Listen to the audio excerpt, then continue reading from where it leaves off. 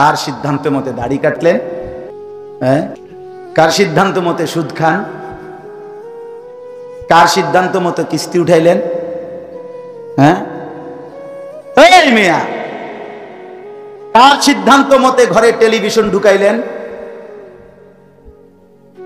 কার সিদ্ধান্ত মতো আপনার স্ত্রী যে বেপর্দা চলে তারে অনুমতি দিয়ে রাখলেন, রাজি হয়ে গেলেন? কার সিদ্ধান্ত মতে মেয়েটা বেপর্দা করতে যাক আর বাজারে মার্কেটে যাক বেপর্দা যায়? কার সিদ্ধান্ত মতো অনুমতি দিলেন এটা? বলেন। বিড়ি সিগারেট খান যারা, কার সিদ্ধান্ত মোতাবেক? যুবক ভাই তোমরা যারা নামাজ পড়ো না, কার সিদ্ধান্ত মোতাবেক? চুলের এই ফ্যাশন কারে দেখে সাজাইলা? জিন্দিগি কার মতো সাজাইলা ভাইয়া? আল্লাহ তাআলা বলছে লা ইউমিনুন, লা ইউমিনুন। এই আয়াতের তাফসীর স্পষ্ট আছে, সব কিতাবে আছে। বিখ্যাত একটা ঘটনাই আছে নবীজির জামানার। দুইজন লোক নবীজির জামানায় একটা বিষয় নিয়ে ঝগড়া করছে, নবীজির কাছে ফয়সালার জন্য গেছে। নবীজি প্রকৃত যে ব্যক্তির দাবি সঠিক তার পক্ষে রায় দিছে, কিন্তু যার পক্ষে রায় দেয় নাই সেই লোকটা বলছে আমি শুধু এই রায় যথেষ্ট রাজি না, আমি ওমরের কাছে আবার যাব। তো ওই যার পক্ষে নবীজি রায় দিছে উনি বললেন চলো চলো ওমরের কাছে চলো। তো ওমর রাদিয়াল্লাহু তাআলা আনহুর কাছে গিয়া মুকদ্দমাটা আবার পেশ করছে। ওমর রাদিয়াল্লাহু তাআলা আনহু জিজ্ঞেস করছে যে এই মামলার উপরে ইতিপূর্বে আর কেউ ফয়সালা দিছে কিনা? তো সেই লোক বলল হ্যাঁ, রাসূলুল্লাহ সাল্লাল্লাহু আলাইহি সাল্লাম এর পক্ষে ফয়সালা দিছে। তো এরপরে আমি মানি নাই, আপনার কাছে আবার আনছি। হযরত ওমর রাদিয়াল্লাহু তাআলা আনহু বলেন এখন আমার ফয়সালা বাকি, এই তো না? বলছে হ্যাঁ। বলছে তোমরা এখানে একটু দাঁড়াও, আমি ভিতর থেকে আসতেছি। ভিতর থেকে তরবারি আইনা একটা কোপ দিয়া তার কল্লা ফেলাই দিছে, দিয়া বলছে হাযা মা কাদাইতু, এটাই আমি ফয়সালা করলাম মিম্মান লাম ইয়ারদা বিকাদা'i রাসূলিল্লাহ, যে রাসূলুল্লাহর ফয়সালাতে যে সন্তুষ্ট হয় নাই তার ব্যাপারে আমার ফয়সালা এটাই। তখন ওমর রাদিয়াল্লাহু তাআলা আনহুর পক্ষে আল্লাহ তাআলা কোরআনের এই আয়াত নাযিল, ফালা ওয়া রাব্বিকা লা ইউমিনুনা হাত্তা ইউহাক্কিমুকা ফীমা শাজারা বাইনাহুম সুম্মা লা ইয়াজিদু হারাজাম মিম্মা কাদাইতা ওয়া ইউসাল্লিমু তাসলিমা। এই যে আল্লাহ বলে বন্ধু আমি আপনার রবের কসম দিয়ে বললাম, আমি আমার জাত ও সিফাতের কসম করে বললাম, আপনি বন্ধু কোনো ফয়সালা দেওয়ার পর যে সেটা মানবে না, আমি বললাম তার ঈমান থাকবে না। কি থাকবে না? হ্যাঁ, আপনি ফয়সালা করেন। এই দুগা ভাত তরকারি খাইয়া নিজেরে চালাক মনে করি আমরা, এক একজন নিজেরে যেই পণ্ডিত মনে করি, এই ভাত আর বন খাইয়া চা দিয়া বিস্কুট দিয়া ভিজাইয়া খাইয়া আর বিড়ি সিগারেট। হ্যাঁ, আরে বাপরি, এবারা ছালা কথা কয় দে মানে আরে না তুই কি বোঝো, দম ওটা বোঝে। রাসূলুল্লাহ সাল্লাল্লাহু আলাইহি ওয়াসাল্লামের অনুসরণ, এর মধ্যে ঈমান, এর মধ্যে কি কথা বলেন না?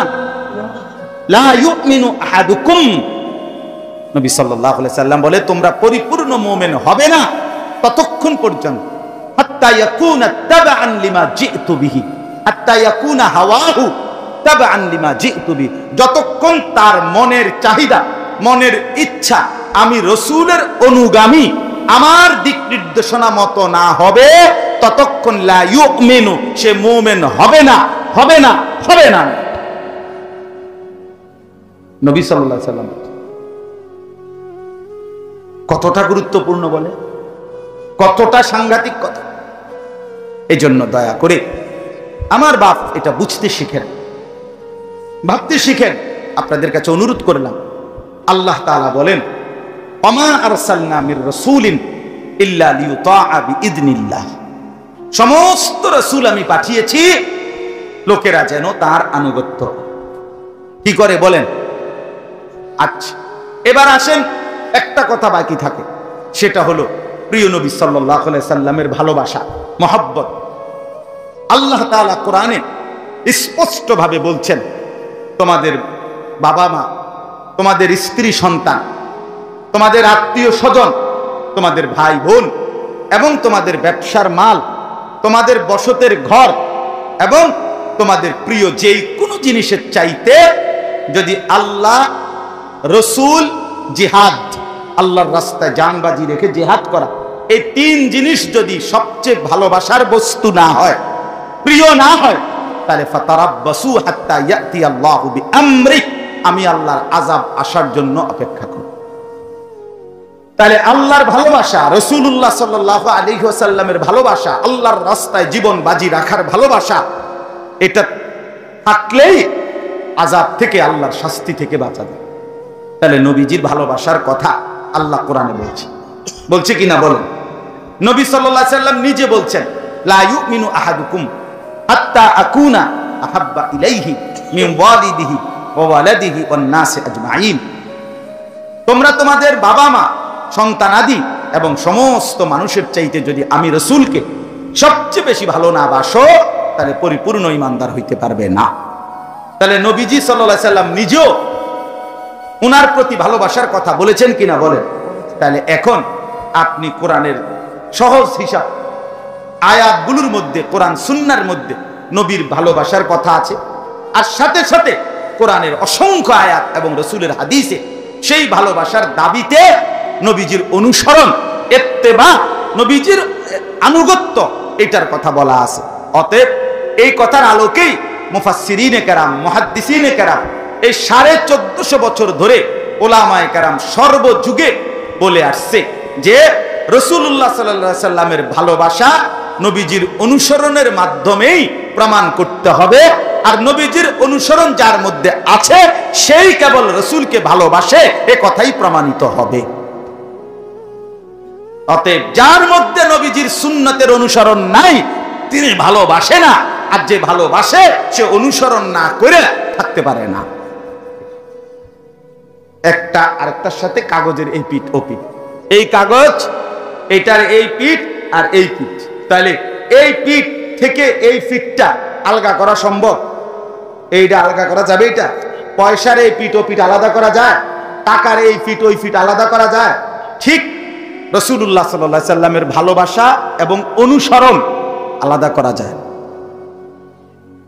ভালোবাসলে অনুসরণ করতে হয়, অনুসরণ করলে ভালোবাসা প্রমাণিত হয়। কোন তো এই বাংলা কথাটা কইলে ভালো, আমার কথার মূল কথা আদায় হবে। কোন কি কইছি? কোন ভালোবাসলে অনুসরণ করতে হয়।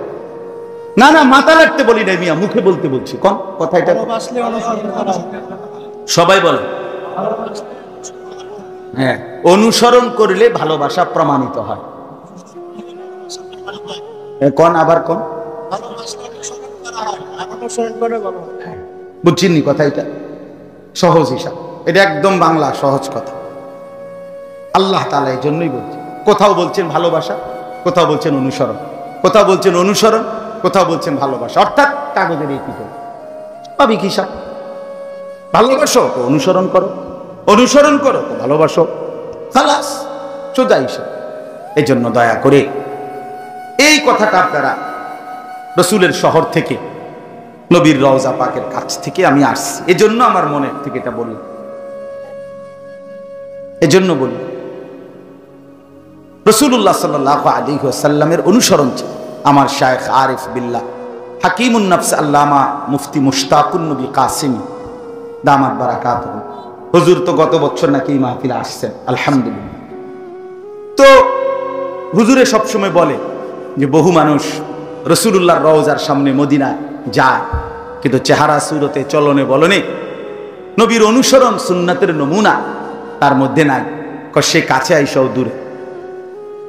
বহু লোক আছে 70 বছরের জীবনে চোখের পানি ফেলছে, কিন্তু অভাবের কারণে, সামর্থ্য না থাকার কারণে কোনোদিন মক্কা মদিনায় যাইতে পারে নাই। আছে না এমন মানুষ?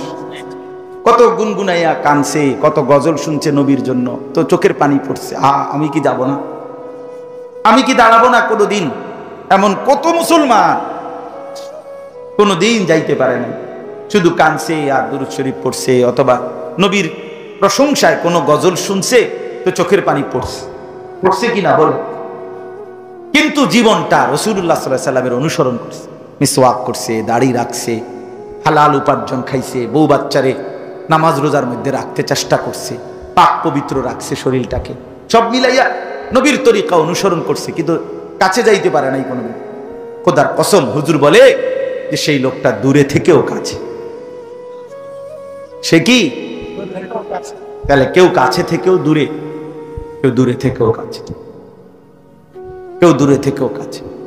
হ্যাঁ, এই জন্য আল্লাহ তাআলা বললেন, ওমা আরসালনা মির রাসূলিন ইল্লা লিইউতাআ বিইذনিল্লাহ। আমি রাসূল পাঠিয়েছি আনুগত্যের জন্য, অনুসরণের জন্য, জিন্দেগি পুরাটা অনুসরণের জন্য। এই জন্য আপনাদের কাছে আমি প্রথম কথা বললাম, নবী সাল্লাল্লাহু আলাইহি সাল্লামের অনুসরণের মধ্যে আমাদের ঈমানের পূর্ণতা নিহিত। নবীজির অনুসরণের মধ্যে আল্লাহর ভালোবাসার প্রাপ্তি নিহিত। নবীজির অনুসরণের মধ্যে আল্লাহর কাছ থেকে মাগফিরাত, গুনাহ মাফ, জাহান্নামের মুক্তি, এটাও লুকায়িত। নবী সাল্লাল্লাহু আলাইহি সাল্লামের ভালোবাসার মধ্যে আমার দুনিয়া আখিরাতের সার্বিক নিরাপত্তা, সৌন্দর্য, সমস্ত কিছুর পূর্ণতা। বলেন আলহামদুলিল্লাহ। এই জন্য এই যে কয়জন শেষ পর্যন্ত টিকলেন, আপনাদেরকে বললাম, আপনারা কথাটা গুরুত্ব দিয়ে, একটা মাহফিলের আয়োজন হইছে, কিছু হাঙ্গামা হইছে, শোরগোল হইছে, শিক্ষার বিক্ষার দিছে, সব মিলাইয়া হইছে, খারাপ না, লোক হইছে, মাঝখান দিয়ে দূর হয় নাই, আবার হইছে, অথবা প্রথমে আসিল লোক পরে গেছে গা, যাক যা হইছে হইছে। এই হলো মানে নিজেদের মধ্যে আয়োজন, আলোচনার সমাপ্তি। কি যে এটা তো লোক হইছে, লোক গেছে গা, লোক আইছিল, জমছিল, এই হইছিল, এই হইছিল, এরপরে কথা বলেন না আমারে, এরপরে কিতা এইটি কিতা শুনাইলেন আর কি হিসাব করলেন? ফালতু ওইটা কি লাভ হইল? কি লোক আইলেই কি, গেলেই কি? মানুষকে হারা দিন এনে বই থাকবো নি, আপনার এনে বেটার কাম নাই। কথা বলেন না কেন? আপনি একটা মাহফিলের আয়োজন করছে, তো তারা কি রাত চুক্তি বসে না গিয়ে ফিরতেই হবে সবাইকে, যার যার গন্তব্যে যাইতে হবে না। আমরা খালাস, এই আসা যাওয়ার মূল বিষয় অনুভূতি জাগলো কিনা, বিবেকের মধ্যে একটু হইল আগাইবার একটা মানুষ। আমার বাপ হাল ছেড়ে দিয়েন রাসূলুল্লাহ সাল্লাল্লাহু আলাইহি সাল্লামের সুন্নাত। আপনি বলেন যে অনেকগুলো নাই, তো এখন শুরু করেন, একটা শুরু করেন, দুইটা শুরু করেন। আমার কথাটা বুঝছেন? বাম পাও দিয়ে নবী সাল্লাল্লাহু আলাইহি সাল্লাম বাথরুমে, টয়লেটে ঢুকতেন, আজকের থেকে শুরু করেন। নাকি এটাও পারতেন না? কথা বলেন, এটাও পারতেন না? নবীজি সাল্লাল্লাহু আলাইহি সাল্লাম ডান পাও দিয়ে মসজিদে ঢুকতেন, এটা শুরু করেন। আল্লাহ বলে, নিকৃষ্ট সেই প্রজন্ম যারা নামাজ নষ্ট করে আর মনের ইচ্ছে মতো চলে।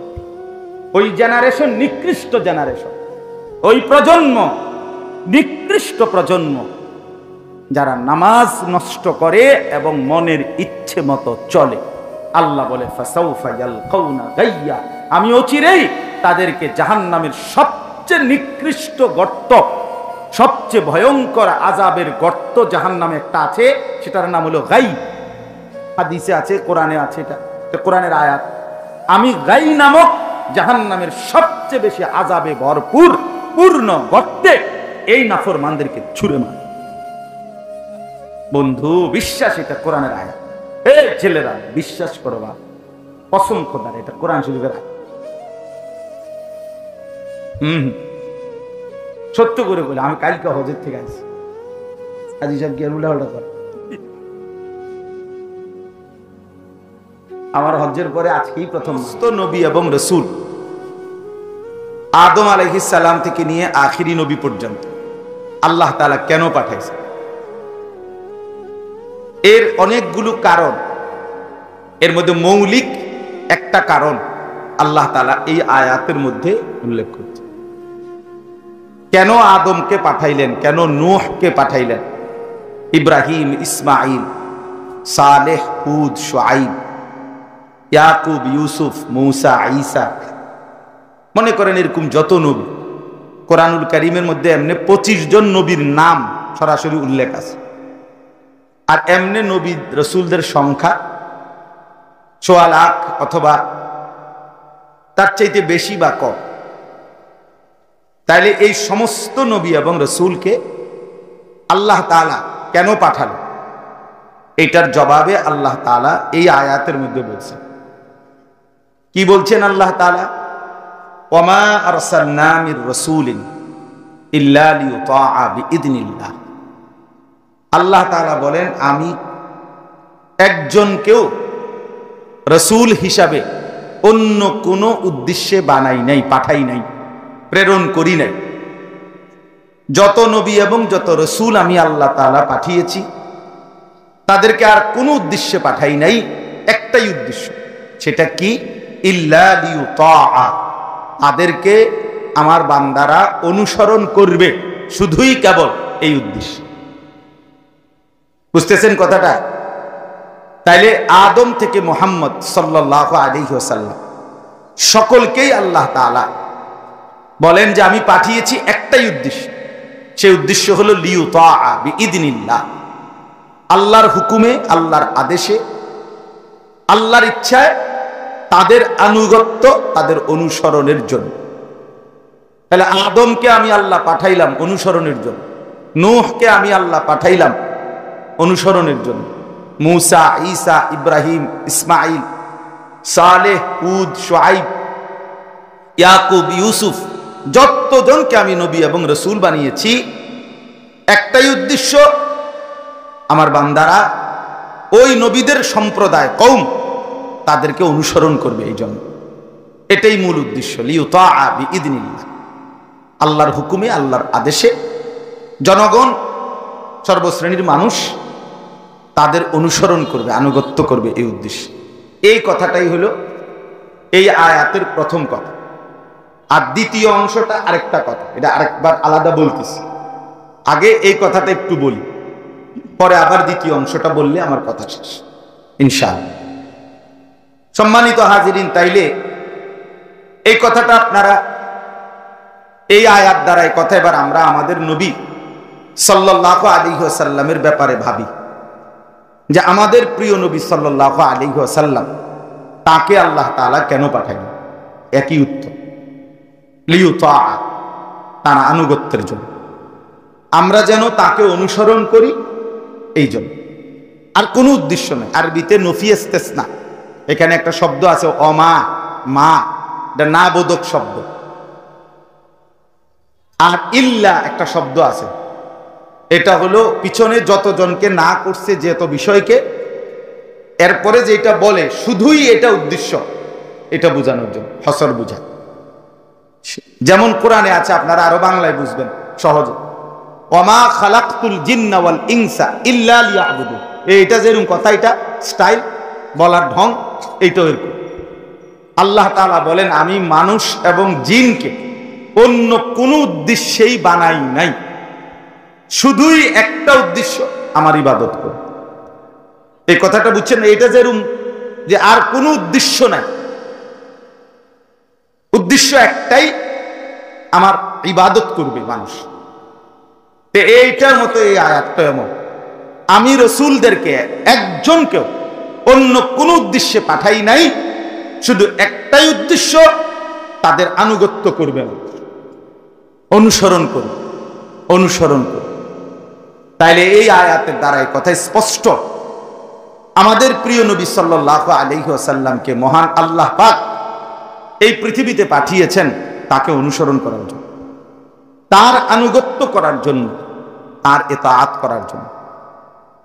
কোরআনুল কারীমের আরো কয়েকটা আয়াতের তরজমা আপনি শুধু শুনেন, তাইলেও আপনি বুঝবেন। আল্লাহ তাআলা কোরআনুল কারীমের মধ্যে বলছেন, কুল ইন কুনতুম তুহিব্বুনাল্লাহ ফাত্তাবিউনি।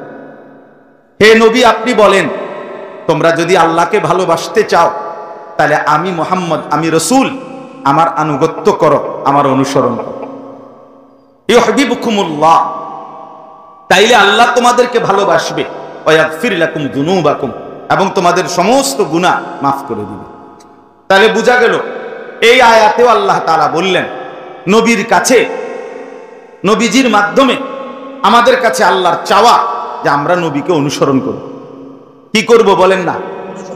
বলেন, যে কয়জন মনোযোগ দিয়ে শুনতেছেন আপনারাই বলেন। সবাই মনোযোগ আরো রাইতে হইতো না, আপনি বুঝেন না কথা? এ গাফেল থাকবে, এর ভিতরে দিয়েও আর শেষ হয়ে যাবে। হ্যাঁ হ্যাঁ, জানেন না, এর ভিতর দিয়েই কি ইসরাফিল একদিন ফু দিয়া লেবে। হ্যাঁ, হাদিসে আছে ব্যক্তি চুন সুরকি মানে সিমেন্ট বালু মাখছে তার হাউস মানে তার পানির যেই হাউস এটার মধ্যে এখন সে আস্তর করব ফিনিশিং দিব আর এই অবস্থায় ইসরাফিল ফুঁ দিব, হেতে সিমেন্ট গলে ইসরাফিল ওই সময় ফু দিবে। কাস্টমার মাল চয়েস করতেছে কাপড়ের কালার, এই সময় ফু দিবে। দোকানদার টাকা গুন্না বাংতি দিতে আছে বাকি টাকা, বুঝেন নাই কথা? এই অবস্থায় ইসরাফিল ফু দিবে। কৃষক জমিতে লাঙ্গল দিচ্ছে, এই অবস্থায় সবাই ঘুমাইছে, রেডি হইছে, ঘোষণা হইছে, সবাই একেবারে আতফাও দুইয়া টুইয়া উজু এস্তেঞ্জা কইরা টুফি টাফি মাথা দিয়া নীরবে সিধা হইয়া বইছে আর ফু দিছে ইসরাফিল। বিষয়টা কি না এমন না।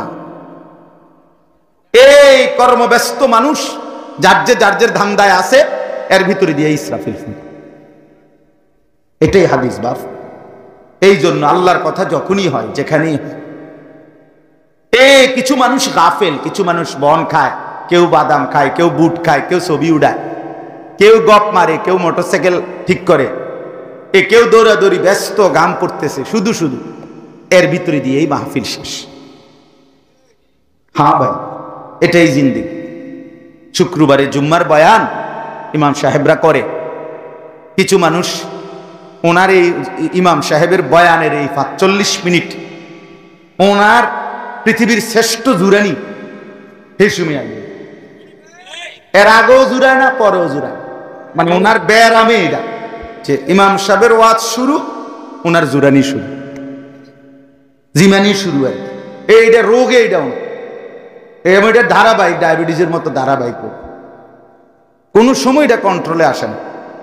খামখেয়ালি যে খামখেয়ালি। এই জন্য বন্ধু আমার, বাপ আমার, ভাই আমার, আল্লাহর কথা শুনতে হয় মনোযোগ দিয়ে। শুনলে, অনুভূতি জাগলে এরপরে আমলের সুযোগ হয়। শুনলেন না, বুঝলেন না, দিল জাগবে কেমন, বিবেক জাগবে কেমন, অনুভূতি জাগবে কেমন? আমরা মনোযোগ দিয়ে শুনতেই চাই। কোরআনুল কারীমে আছে আল্লাহ তাআলা বলেন, ফাবাশশির ইবাদ আল্লাযীনা ইসতামিউনাল কাওলা ফায়াত্তাবিউনা আহসানা। হে নবী, আপনি আমার ওই বান্দাদেরকে জান্নাতের সুসংবাদ দিয়ে দেন যারা মনোযোগ দিয়ে কথা শোনে, অতঃপর কোরআন সুন্নাহর কথাগুলো অনুসরণ করে। আমি বলছি আপনারা ফায়জামা, আপনি বুঝছেন লুঙ্গি, কথা বুঝছেন না আপনারা? আমি বলছি উত্তর, আপনি এখন দহিন, তাহলে তো হইতো না। আপনাকে আগে শুনতে হবে, বুঝতে হবে, এরপরে আমল, এরপরে। এই জন্য আল্লাহর কথা মনোযোগ দিয়ে শুনতে হবে। শুধু দফাদফি, লাফালাফি, ফালাফালি করলে কোনো ফায়দা হয় না। এই জন্য আমি অনুরোধ করলাম এটুকু কথা দিল দিয়ে শুনুন। তাইলে আল্লাহ তাআলা বললেন ফাত্তাবিউনি, আল্লাহর ভালোবাসা পেতে চাও তো নবী আপনি বলেন, আপনার মুখ দিয়ে আপনি বলেন যে হে আমার উম্মত, তাইলে তোমরা আমাকে অনুসরণ করো। বিনিময়ে আল্লাহর ভালোবাসাও পাইবা আর তোমাদের গুনাহও আল্লাহ মাফ করে দিবে। তাহলে এই কথা স্পষ্ট, রাসূলুল্লাহ সাল্লাল্লাহু আলাইহি সাল্লামের অনুসরণের মাধ্যমে নিজের জিন্দেগীর গুনাহ মাফ হয়। কি বলেন, হয় কি না বলেন? গুনাহ মাফ, গুনাহ মাফ। তাহলে নবীজির অনুসরণের মধ্যে আল্লাহর ভালোবাসাও মিলে, নিজের জাহান্নাম থেকে মুক্তিও মিলে। কারণ গুনাহ মাফ হয়ে গেলে তো আমার ঠিকানা জান্নাত, তাহলে জান্নাতও মিলে, জান্নাতও মিলে। এরপরে দেখেন কোরআনুল কারীমের মধ্যে আছে লাকাদ কানা লাকুম ফি রাসূলিল্লাহি উসওয়াতুন হাসানাহ, নিশ্চয়ই অবশ্যই তোমাদের জন্য আল্লাহর রাসূলের মধ্যেই রয়েছে সর্বোত্তম আদর্শ। তোমাদের জিন্দেগীর সবচেয়ে সুন্দর মডেল, সৌন্দর্য, আদর্শ রয়েছে আল্লাহ বলেন আমার রাসূলের মধ্যে, নবী সাল্লাল্লাহু আলাইহি সাল্লামের মধ্যে। তো এখন আল্লাহ বলেন সেই আদর্শকে অনুসরণ করবে কারা? নবীর তরিকা, নবীর জিন্দেগি, নবীর সৌন্দর্য দেখবে কারা? লিমান কানা ইয়ারজুল্লাহ, যারা আল্লাহকে পেতে চায়। তাকে ওয়াল ইয়াউমাল আখিরা, যারা আখিরাতকে পেতে চায়, অর্থাৎ আখিরাতের মুক্তি, পুলসিরাতের মুক্তি, জাহান্নাম থেকে মুক্তি, জান্নাত প্রাপ্তি, এটা যারা চায় আল্লাহ বলে তারা আমার রাসূলের মধ্যেই তাদের জীবনের সৌন্দর্য খুঁজে পায়। ওয়া যাকারাল্লাহা কাসীরা, এবং যারা আল্লাহ পাকের বেশি বেশি জিকির করতে চায়, আল্লাহর জিকির যারা বেশি করতে চায় করে, আল্লাহ বলেন তাদের জন্য আমার রাসূলের মধ্যেই রয়েছে উত্তম আদর্শ। তাহলে বেশি জিকির করতে করে যারা, তারা রাসূলের অনুসরণ করে। যারা আখিরাতকে পেতে চায় তারা রাসূলের অনুসরণ করে, যারা আল্লাহকে পেতে চায় তারা রাসূলুল্লাহর অনুসরণ করে।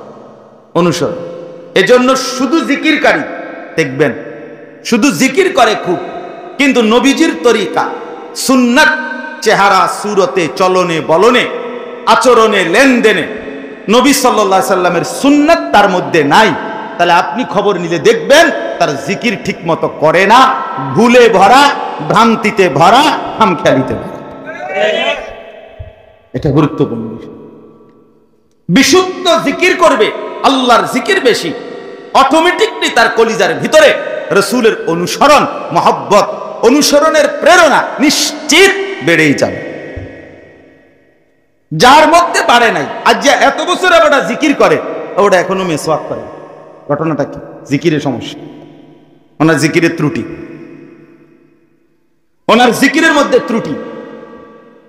আজকে এত বছর জিকির করে, ওটা বিড়িখানা ছাড়ে না, ঘটনাটা কি? ওনার জিকির করার মধ্যে ভুল আছে।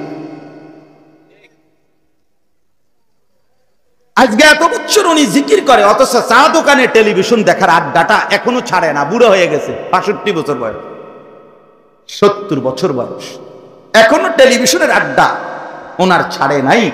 এখনো কথা বললে, আক করলেই গালি দেয়, গাইল্লানি ছাড়া বুড়া বেড়া, বাঁকা হইয়া গেছে বেড়া, তে বেড়া অন গাইল্লা, এমন অসভ্য মানুষ নাই।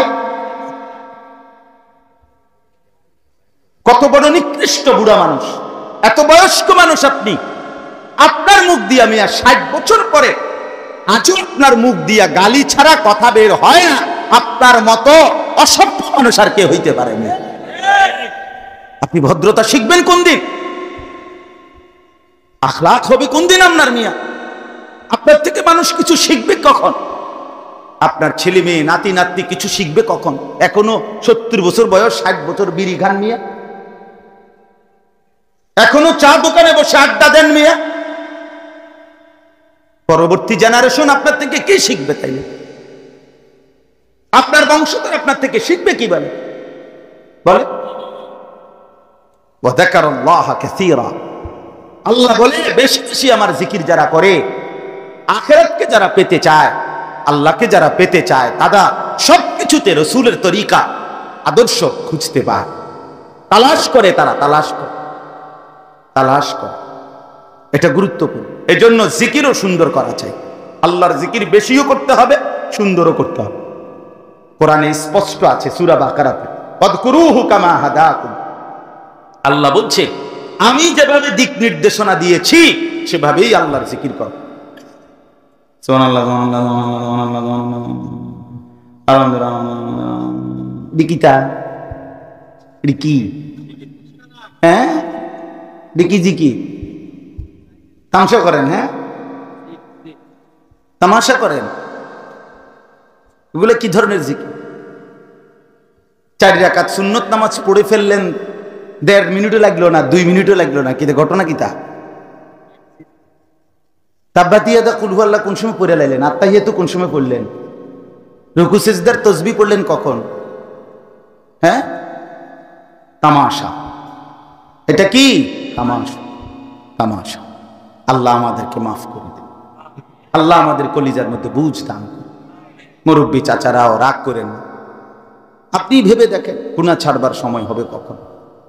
60 বছরও গুনাহ ছাড়লেন না, আর সময় কখন? আর কখন? কোরআন শরীফে স্পষ্ট আছে, প্রত্যেক জাহান্নামের ভীষণ আগুনে যখন উথাল পাতাল ঢেউ খাবে, আগুনের মধ্যে ঢেউ খাবে, তখন জাহান্নামী বারবার চিৎকার করে বলবে, রব্বানা আখরিজনা, আল্লাহ আমারে জাহান্নাম থেকে বের করে। একটু সুযোগ আবার দেন, আমি নেক আমল করব। তখন কসম খোদা আল্লাহ তাআলা প্রথম যেই জবাবটা দিবে প্রত্যেক জাহান্নামীকে, আল্লাহ প্রথম জবাবটা বলবে আওয়ালাম নুআম্মিরকুম, আমি কি তোমাকে হায়াত দেই নাই? বান্দা, গত 60 বছর কি আমি দিছিলাম না? মনে নাই? গত 50 বছর হায়াত দুনিয়ায় যে থাইকে আসছো সেটা কি আমি দেই নাই? কি চাচ্ছ আবার? কিসের হায়াত চাচ্ছ? সেটা তুমি দিয়ে আসছিলাম। আওয়ালাম নুআম্মিরকুম, এই জন্য আমাদের প্রত্যেকের হায়াত জিন্দিগি, দোস্ত নওজোয়ান, তোমারও জিন্দিগি আমারও জিন্দিগি, তোমার সময়ের এই যৌবনের এই টাইম, এটা কিন্তু আল্লাহ জিজ্ঞেস করবে এটা আমি দিছিলাম না?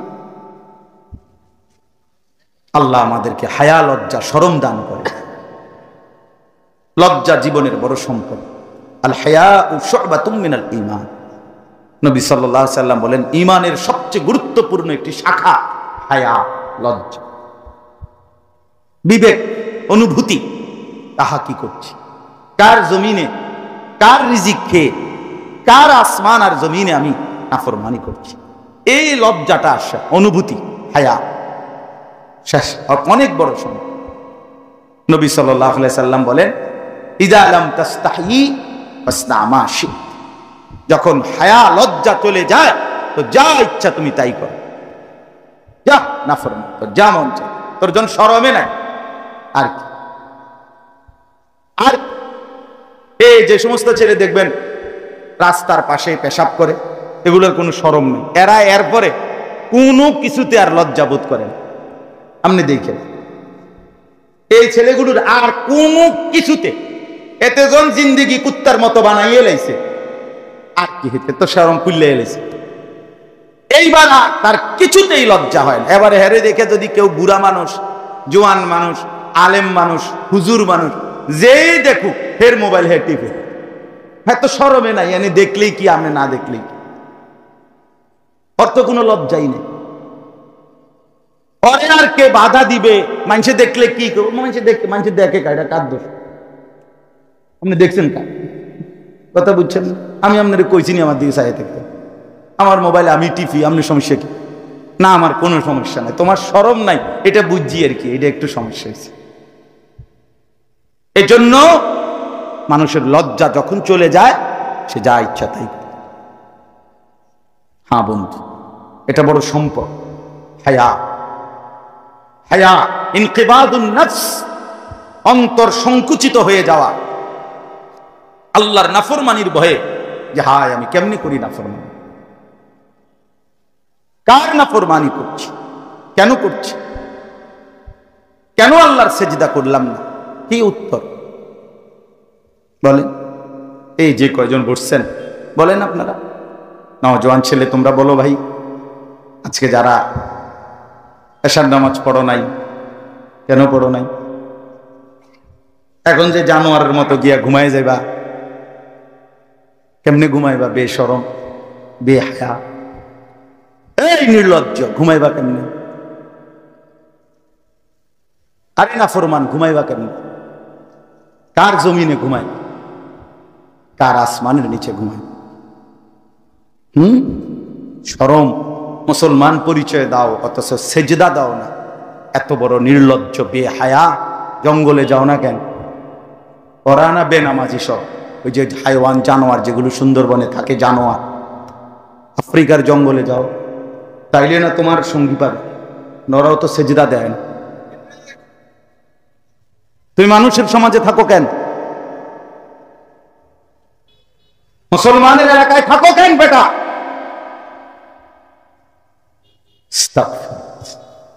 মানে কতটা নির্লজ্জ আপনি কোন?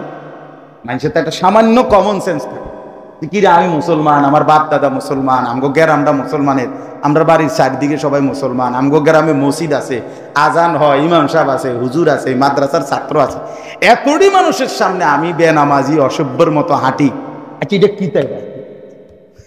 তুই কি প্লাস্টিক রে? এটা কি মানুষ রে? এটা আপনি বুঝছেন না? হেতু তো মানে ন্যূনতম লজ্জা নাই, কারণ ন্যূনতম সরব না এটা। এটা একদম বেশরম, একদম বেহায়া, বেনামাজি একদম বেহায়া। ওরে জঙ্গলে মানায়, ওরে জঙ্গলে মানায়, ওরে হাইওয়ান জানোয়ারদের সাথেই মানে। উলাইকা কাল আনআম, আল্লাহ বলছে মনের ইচ্ছে মতো যে চলে, কোরআনের আয়াত এটা বন্ধু, সে জানোয়ারের মতো। কিসের মতো? হ্যাঁ, বাল হুম আযাল্লু সাবিলা, আল্লাহ বলেন না না, জানোয়ারের মতো না, বরং তার চাইতেও নিকৃষ্ট পথ হারা। সে মঞ্জিল চেনে না, গন্তব্য চেনে না, ঘর চেনে না, কোথায় ফিরে যাবে শেষ পর্যন্ত তাও জানে। আল্লাহ আমাদেরকে মাফ করে দেন। فخلف من بعدهم خلف أضاعوا الصلاة واتبعوا الشهوات فسوف يلقون غيا। আল্লাহ বলে নিকৃষ্ট সেই প্রজন্ম যারা নামাজ নষ্ট করে আর মনের ইচ্ছে মতো চলে। ওই জেনারেশন নিকৃষ্ট জেনারেশন, ওই প্রজন্ম নিকৃষ্ট প্রজন্ম যারা নামাজ নষ্ট করে এবং মনের ইচ্ছে মতো চলে। আল্লাহ বলে ফাসাউফা ইয়ালকাউনা গাইয়া, আমি অচিরেই তাদেরকে জাহান্নামের সবচেয়ে নিকৃষ্ট গর্ত, সবচেয়ে ভয়ঙ্কর আযাবের গর্ত জাহান্নামে একটা আছে, সেটার নাম হলো গাই। হাদিসে আছে, কোরআনে আছে, এটা কোরআনের আয়াত। আমি গাই নামক জাহান্নামের সবচেয়ে বেশি আযাবে ভরপুর পূর্ণ গর্তে এই নাফরমানদেরকে ছুঁড়ে মার। বন্ধু বিশ্বাস, এটা কোরআনের আয়াত। এই ছেলেরা বিশ্বাস করবা, কসম খোদার, এটা কোরআন শরীফের আয়াত। সত্য করে বলে, আমি কালকে হজের থেকে আসি, হাজী সাহেব কি উল্লাহটা করে। আমার হজ্জের পরে আজকেই প্রথম মাহফিল। গতকালকে আমি মাগরিবের আগে আসছি মদিনা শরীফ থেকে। হ্যাঁ, এজন্য এরা নিকৃষ্ট প্রজন্ম, আল্লাহ আমাদেরকে মাফ করে দেন। এই জন্য বললাম, আল্লাহ তাআলা বলেন, আল্লাহকে যারা পেতে চায়, আখিরাতকে যারা পেতে চায়, বেশি বেশি জিকির যারা করতে চায়, আল্লাহ বলেন তাদের জন্য আমার রাসূলের মধ্যেই রয়েছে সর্বোত্তম কি আদর্শ। আদর্শ কোরআনুল কারীমের মধ্যে আল্লাহ তাআলা বলেন, ওয়ামা কানা লিমুমিনিন ওয়ালা মুমিনাতিন ইযা কাদাল্লাহু ওয়া রাসূলুহু আমরান আন ইয়াকুনা লাহুমুল খিয়ারাতু মিন আমরিহিম। এই দেখেন, এটাও তরজমা। আল্লাহ বলেন কোন মুমিন পুরুষ কিংবা কোন মুমিন নারী কারো জন্যই অনুমতি নাই আল্লাহ এবং তার রাসূল কোন সিদ্ধান্ত দেওয়ার পরে তার বিপরীতে নিজের কোনো মতামত পেশ করা। কসম খোদা, আল্লাহ বলে এটা কোনো মুসলমান হলে তার জন্য অনুমতি নাই। ওয়ামান ইয়াসিল্লাহা ওয়া রাসূলাহু ফাকাদ দাল্লা দালালাম মুবিনা। অতএব যে আল্লাহ এবং তার রাসূলের বিরুদ্ধাচরণ করবে, আল্লাহ বলে সে সুস্পষ্ট গোমরাহির মধ্যে, পথভ্রষ্টতার মধ্যে নিমজ্জিত হবে। এই যে সদা বাংলা বলে কোরআনের তরজমা, আয়াতের অর্থ স্বাভাবিক। এটার মধ্যে এই যে অর্থটা বললাম, এটার মধ্যে খুব ব্যাখ্যা করে বোঝানোর কিছু আছে? কথা বলেন না কেন? মানে এটা একেবারে বাংলা স্বাভাবিক কথাটা তরজমা বলাতে বোঝেন না? আল্লাহ এবং তার রাসূলের ফয়সালা শোনার পর কোন মুসলমান যদি মুসলমান পরিচয় দেয়, তার নিজের কোনো মতামত এর বিপরীতে পেশ করার অধিকার নাই। কোরআন শরীফে আরো আয়াত শুনুন।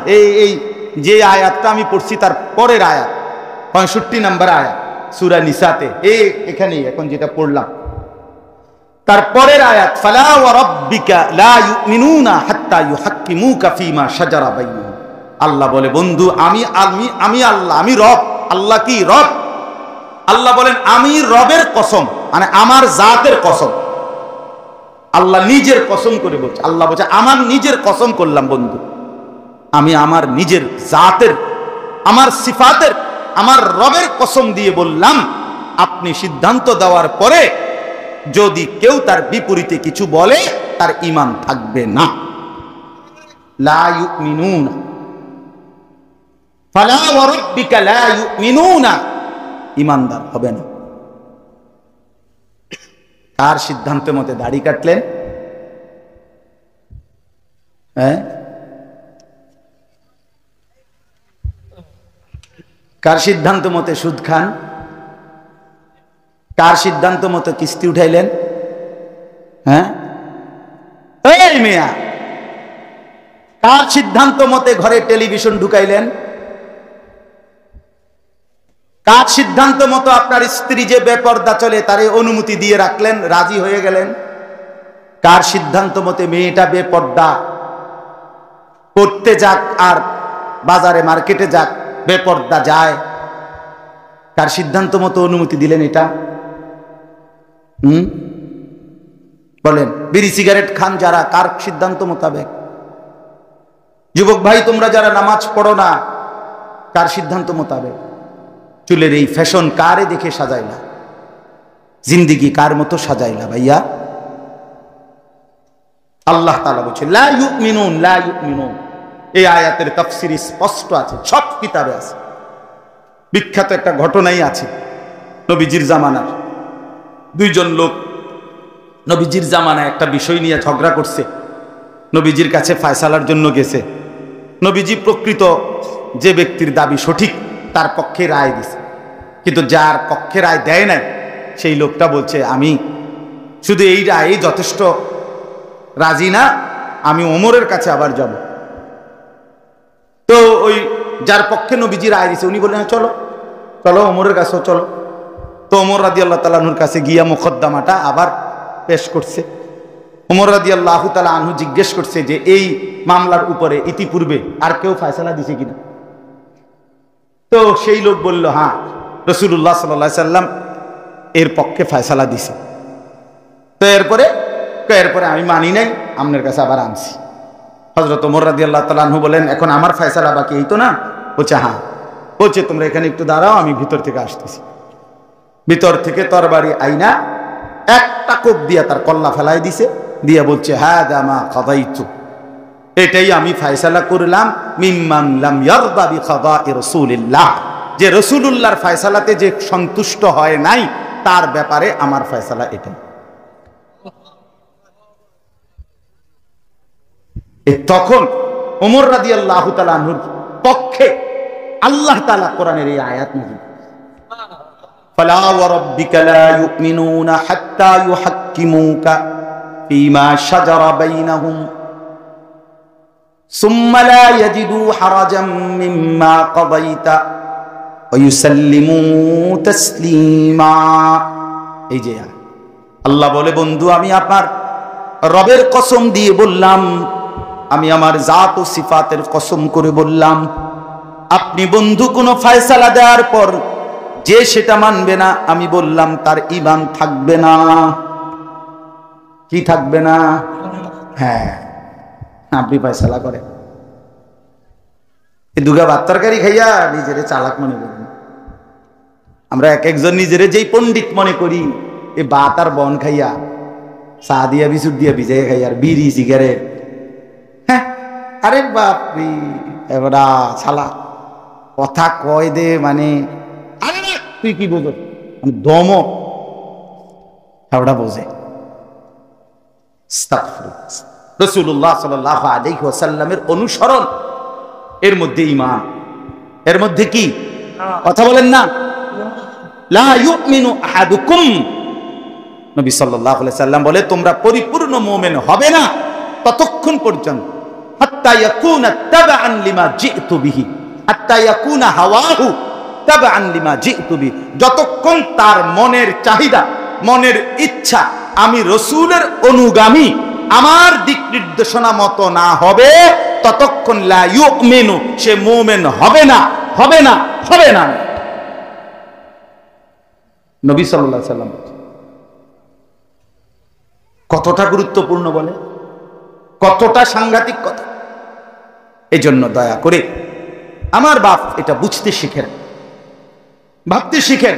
আপনাদের কাছে অনুরোধ করলাম, আল্লাহ তাআলা বলেন, ওমা আরসালনা মির রাসূলিন ইল্লা লিইউতাআ বিইذনিল্লাহ, সমস্ত রাসূল আমি পাঠিয়েছি লোকেরা যেন তার আনুগত্য কি করে বলেন।